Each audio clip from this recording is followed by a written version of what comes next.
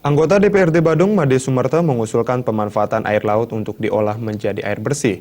Tujuannya adalah untuk mengatasi permasalahan air bersih yang kerap melanda Kabupaten Badung.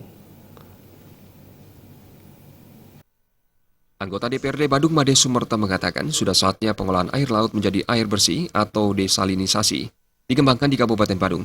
Di beberapa negara, teknologi desalinisasi telah diterapkan dan terbukti mampu mengatasi persoalan air bersih bagi masyarakat. Meskipun biaya yang dibutuhkan sangat tinggi, menurut Made Sumerta, teknologi ini menjadi salah satu solusi bagi persoalan air bersih yang saat ini masih dihadapi Kabupaten Badung. Jadi Bali ini saya kira kita tidak kurang lah kalau itu sumber air diambil dari air laut. Walaupun seumpama dibilang itu adalah biayanya cukup tinggi, tapi ini kan kebutuhan. Sekarang aku aja beli berapa? 10.000 ya? 10.000 kan ada kan? Dibeli kan? Badung bisa itu dia. Ya mau tidak mau karena kebutuhan pokok.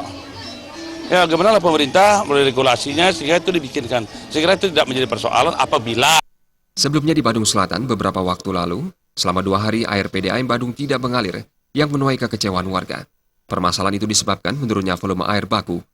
Kondisi ini merupakan dampak kekeringan di dam estuari yang merupakan pemasok air bersih di Kuta Selatan. Suparyana dan Sufiata